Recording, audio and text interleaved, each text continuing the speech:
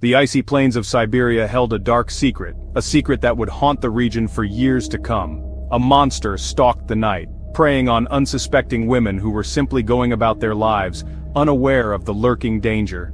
His name was Mikhail Popkov, but he would become known as the Werewolf of Siberia, a name that would send shivers down the spines of many. A chilling moniker earned through unimaginable acts of brutality, acts that would forever scar the memories of those who heard his tale. Popkov's reign of terror left a trail of blood and fear across the region, a trail that would take years to uncover and understand.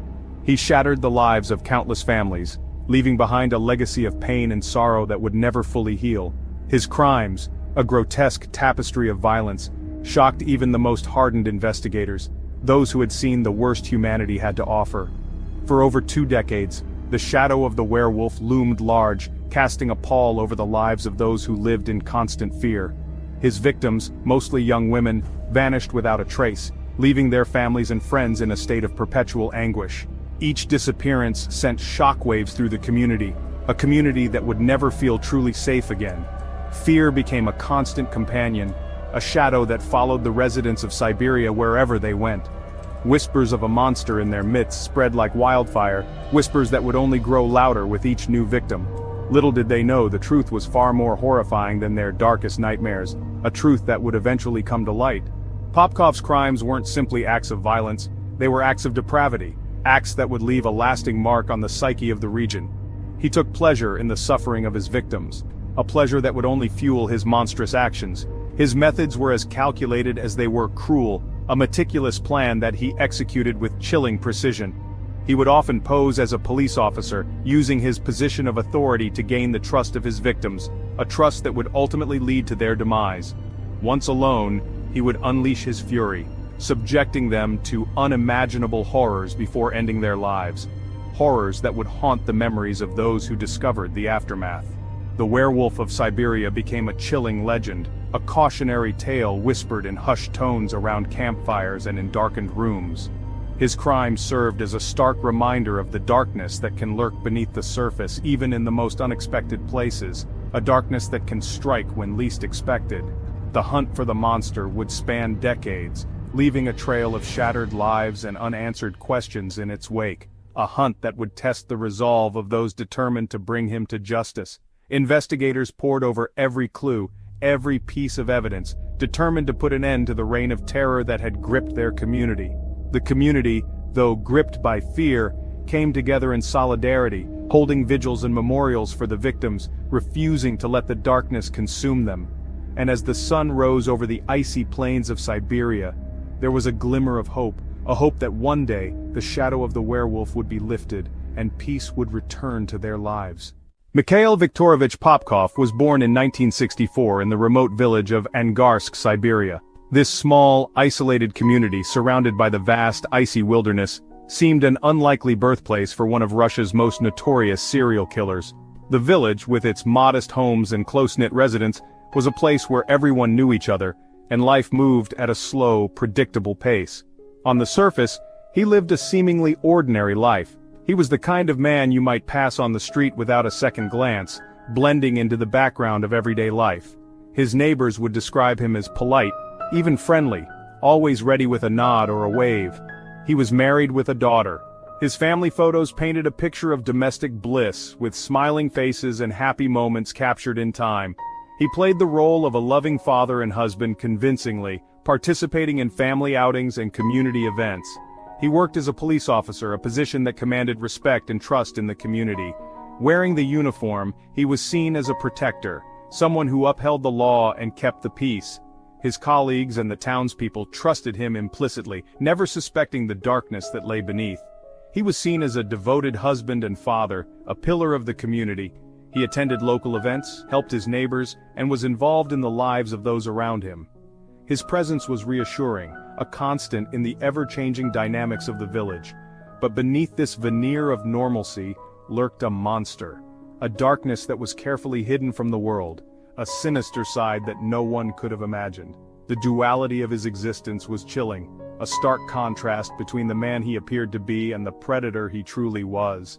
Popkov's childhood held no obvious signs of the darkness that would consume him. He grew up like any other child in the village, playing in the fields, attending school, and participating in community activities. His early years were marked by the same innocence and simplicity that characterized the lives of his peers. He was described as an average student, unremarkable in most ways.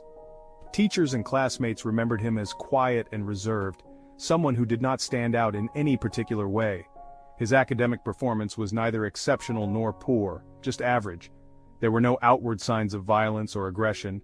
He interacted with his neighbors and community members in a manner that was considered normal, even kind.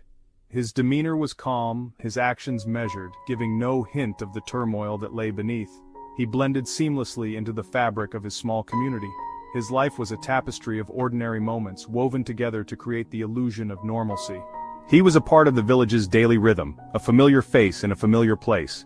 His transformation from an ordinary man into a ruthless killer remains a chilling enigma. How does one cross the line from normalcy to monstrosity? What triggers the descent into such darkness? These questions linger, unanswered, casting a shadow over the narrative of his life. Some psychologists have speculated that Popkov's crimes may have stemmed from deep-seated psychological issues. Perhaps there were hidden traumas or unresolved conflicts that festered within him, warping his mind and distorting his sense of reality. The human psyche is a complex and fragile thing, capable of harboring unimaginable horrors. Perhaps a twisted sense of power and control fueled his desire to dominate and destroy.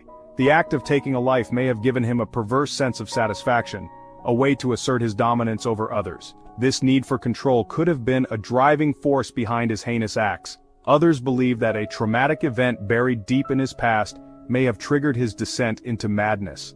A single moment, a pivotal experience that shattered his psyche and set him on a path of destruction. The exact nature of this event remains unknown, a dark secret locked away in the recesses of his mind. Whatever the cause, the monster within Popkov remained dormant, hidden from the world until it was unleashed with terrifying force. The transition from man to monster was gradual, a slow erosion of humanity that culminated in acts of unspeakable violence. The duality of Popkov's life is a stark reminder that evil can often hide in plain sight. The face of a friend, a neighbor, a protector can mask the soul of a predator. This duality is a chilling testament to the deceptive nature of appearances. It serves as a chilling testament to the fact that we can never truly know what lurks beneath the surface of those around us. The people we trust, the ones we let into our lives, may harbor secrets that defy comprehension. This realization is both sobering and terrifying. The man who swore an oath to protect the innocent became the very monster he was supposed to hunt. His betrayal of that sacred trust is a stark reminder of the fragility of our perceptions and the ease with which darkness can masquerade as light. His story is a sobering reminder of the fragility of our perception and the ease with which darkness can masquerade as light. It forces us to confront the uncomfortable truth that evil can reside in the most unexpected places, hidden behind a mask of normalcy. The year was 1994. The place, Angarsk, Siberia. A town known for its harsh winters and close-knit community, where everyone knew each other, and life moved at a slow, predictable pace. A young woman, barely out of her teens, was walking home alone late one night. She never made it. Her name was Yelena, a bright and cheerful girl with dreams of becoming a teacher. She had spent the evening with friends, laughing and enjoying the simple pleasures of life, unaware of the dark fate that awaited her. Her body was found the next morning, discarded like trash on the outskirts of town. The scene was gruesome, her lifeless form a stark contrast to the pristine white snow that surrounded her. The brutality of the crime was unlike anything the town had ever seen. She had been brutally murdered, her body bearing the unmistakable signs of Popkov's savage rage. The investigators were horrified by the sheer violence inflicted upon her, the marks of a deranged mind evident in every wound. This was the first known victim of the Werewolf of Siberia, a name that would soon become synonymous with terror and death in the region. The murder sent shockwaves through the small Siberian town. People who had once felt safe walking the streets at night now hurried home before dark, casting nervous glances over their shoulders. The victim, a popular local girl, was known and loved by many. Her death was not just a personal tragedy for her family but a communal loss that left a deep scar on the town's collective psyche. Her death shattered the illusion of safety that had long pervaded the community. The playgrounds that once echoed with children's laughter now stood silent, a haunting reminder of the innocence that had been lost. Fear and suspicion gripped the town as rumors of a monster in their midst spread like wildfire. Neighbors who had once greeted each other warmly now eyed each other with distrust, wondering if the killer could be someone they knew. Little did they know the monster was one of their own. A man who lived among them, shared their daily lives, and yet twisted secret. The police investigation into the murder was met with dead ends. Despite their best efforts, the officers found themselves chasing shadows, the killer always one step ahead. There were no witnesses, no leads, no apparent motive. The lack of evidence was baffling, leaving the detectives frustrated and the community in a state of perpetual fear. The case went cold, leaving the town of Angarsk shrouded in a pall of fear and uncertainty. The once vibrant streets now seemed haunted, every shadow a potential threat. Unbeknownst to the investigators, they were dealing with a cunning predator, a master manipulator who knew how to blend in and evade detection. Popkov was not just a killer, he was a chameleon, able to mask his true nature behind a facade of normalcy. Popkov, emboldened by his success, would continue to kill. Each murder was a calculated act, a twisted game in which he always held the upper hand. With each passing murder, his methods grew more brazen, his brutality more pronounced. The police were left scrambling, their resources stretched thin as they tried to piece together the puzzle of his crimes. He seemed to relish the fear he instilled in the community, the knowledge that he held the power of life and death in his hands. The terror he spread was his true weapon, more potent than any knife or gun. The werewolf of Siberia had tasted blood, and his thirst for it would only grow stronger with time. The town of Angarsk would never be the same, forever haunted by the memory of the monster that once walked among them. Between 1994 and 2010, the Siberian city of Angarsk lived under a suffocating cloud of fear and dread. Mikhail Popkov, the monster hiding in plain sight, continued his reign of terror, claiming the lives of at least 78 women. His victims, mostly young and vulnerable, were snatched from the streets, their lives extinguished in a brutal frenzy of violence. Each murder added another layer of terror to the city already on edge. Popkov's modus operandi was chillingly consistent and methodical. He targeted women who were alone, often late at night, offering them rides in his car, a police vehicle no less. His uniform, a symbol of safety and security, became a tool of deception, luring unsuspecting victims into a trap they would never escape. Once alone with his victims, Popkov's true nature surfaced. The brutality of the murders shocked even seasoned investigators. Popkov seemed to take sadistic pleasure in inflicting pain and suffering. He would often torture his victims before ending their lives, leaving their bodies mutilated and disfigured.